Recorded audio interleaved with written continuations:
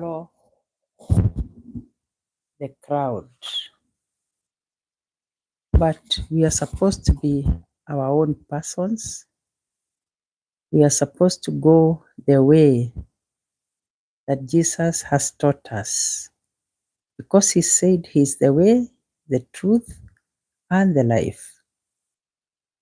So, following the crowd means you're not your own person.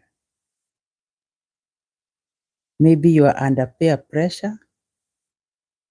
Maybe you listen to what people say and act instead of listening to yourself and the Holy Spirit within you. Because we all have the Holy Spirit within us, and we are also gifted differently. So I cannot afford to follow what the other person is saying, what the other person is doing. In most cases, we know that when we follow the crowd, we make so many mistakes. Like, for example, in schools, we know that there is that time when we students incite one another. And of course, there is always a ringleader who has purposed to do the wrong thing. They even lead strikes in schools.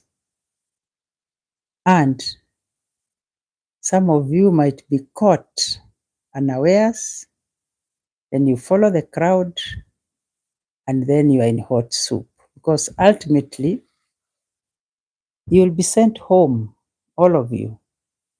And then now when you get home is when you realize you are facing your parents on your own. You are answering questions on your own. But ideally, you followed the crowd to do the wrong thing. There is an instance here in the Old Testament where we are told not to follow the crowd in doing wrong.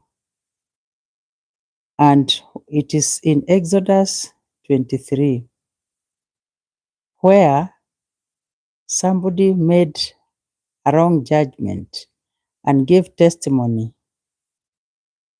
Give testimony in a lawsuit.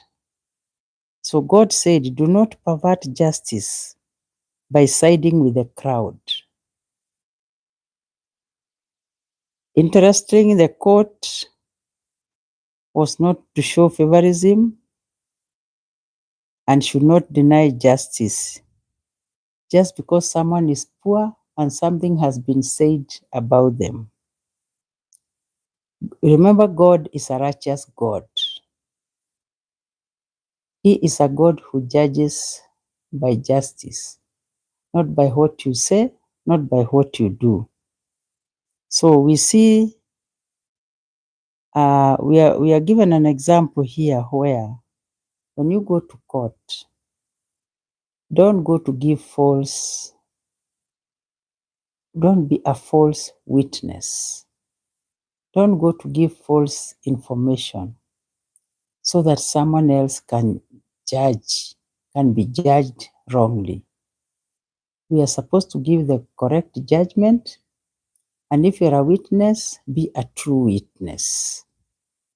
Even if you are left alone, be that true witness. Even if the rest will be against you, be that true witness. Even if you are the only one, being truthful. Do not let, maybe your truth is what will save that soul. Because we know there are many instances where people have been taken to court and they are innocent, they are not guilty. And so I have to ask myself, if I am going to give false witness for this person to suffer, that is not going to be right with God. So we are told not to follow the crowd in doing wrong. We should be our own people. Yeah? Jesus came into the world and everybody else was against him. He tried to preach to them. He tried to heal, but he always had opposition. But Jesus did not change his course. because of that opposition. At some point, they even said he's using the powers of Jezebel to throw out demons or to cast out demons. But this did not deter Jesus from doing what he was supposed to have done. So, are you your own person? Are you able to stand and stand alone and be a true witness? Or you are going to say things that were not there? So you pervert justice by siding with the crowd. So, if you are there and you are called upon to say something about someone, maybe you are the only person who can save that person's life. But if you go to give false witness because the rest have done that, be the only man standing alone, speaking the truth. It is the same today in our world today, where people no longer speak the truth. And it is normal to hear people say that is the norm. It is not the norm. People have just adopted wrong behaviors, wrong habits. So when you follow them, don't say it is the norm. You have been influenced. And we are told a bad character can corrupt good morals. So be careful who you join to give witness against another. Because we are told whatever measure you measure out to someone else will be measured out to you. Remember, we have a God in heaven who is our Father, who watches over us. He knows our hearts. He sees everything that we are doing. And so when we decide to become false witnesses, He is already seeing that, and He knows what is happening. So be careful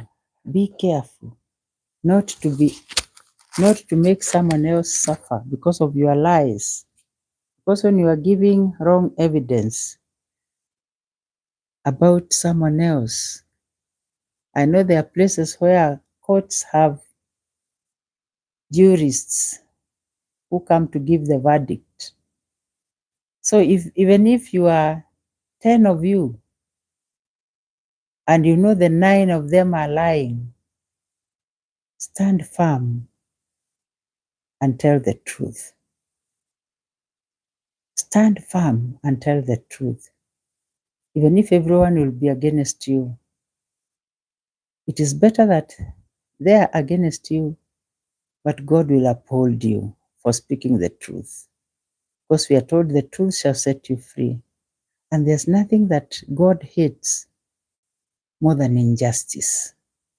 Because remember, He's a God of justice. He hates injustice. So don't be unjust. Don't give false witness. Don't follow the crowd by saying what they are saying, even when you know it's not true. By standing with the wrong people. It is unfortunate. I heard someone saying, which is a true story, how they were constructing a church. And remember, when you're constructing a church, there are some church members who are involved, especially those ones who are in the running committee of the church. And remember, there is also a contract. Materials that are supposed to be used, even the quality. But the contractors were using poor quality materials, and that's not what they had charged for. They had charged more, but they were using poor quality of materials. And all these people who were on the site knew that shortcuts were being taken, shoddy job was being done, but they all decided to keep quiet until the top leadership came to realize that the materials they had signed for in the contract are not the ones being used, and so they stopped the work. And when they were talking to some of the workers, some of them said, yeah, we knew this is what was happening, but we couldn't say. We feared victimization. So are you one of those people who fear victimization? Instead of putting things straight, you allow people to do the wrong things and you collude with them. Is there any difference between you and those ones who are doing wrong? If you have agreed to collude with them, there's no difference. So do not follow the crowd. Stand out and do the right thing.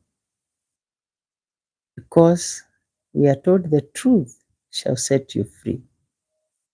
And if you do not let people take advantage of you, or maybe you are paid to keep quiet. There are some people who are paid to keep quiet and not say anything. Do not be among them. Stand out and speak out. Make sure no one suffered or no one suffers because of your falsehood or because of your silence.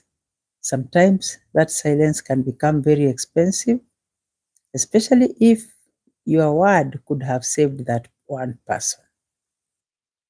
Your word could have saved that person. I remember in the book of Daniel, there was a lady called Susanna. Susanna was a righteous lady. She was God-fearing, but some wicked men decided to put her down. She was married, but they wanted to compromise her marriage. And they came and trapped her into having sex with her. But when she refused, these men decided to go against her and accuse her falsely of having caught her in adultery with some young man. And they took her to the elders. And remember, those were the days when if a woman is caught doing anything like adultery, committing adultery, she was supposed to be stoned to death. So they went and took Susanna to the elders. And as she was before the elders, God, in his infinite goodness, brought out a young man. We are told a young man called Daniel was sent. And he is the one who saved Susanna. Because he came and said, these two men are lying. These two old men are liars. They are wicked. And he said, I want to examine both of them to ascertain the truth. And he will not examine them when they are together. He separated them. And then he kept questioning them. You are saying Susanna committed adultery. Under what tree was she? So one said of a different tree, and then came the other one. The tree he mentioned was a different one, meaning they were lying. Their lies were discovered, and these two men were put to death because of wanting to put an innocent lady to death. Her husband would have not wanted anything to do with her after that. She would have been stoned to death for something that she never did. So if it was not for Daniel, the young man called Daniel, I don't know if he's the same Daniel we read who was thrown into the lion's den, but God sent him. He's the angel who was sent. So when you do the right thing, God will send the right people to bring you help. And this is how Susanna was saved from death. So when we follow the crowd, we jeopardize people's lives, people's reputation, and we forget that we are supposed to bring reconciliation. Just like St. Francis prayed that, make me an instrument of your peace. This is the same thing we should be praying for, so that we are made the instruments of peace. Because our Father in heaven loves justice. He does not agree with people who do injustices. So let us look at ourselves and examine ourselves, and then look at where God is calling you to stand for justice, for truth and justice.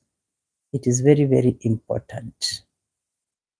May our God guide you through the Holy Spirit, and may you never go with the crowd to give false witness so that somebody can be in trouble for no good reason.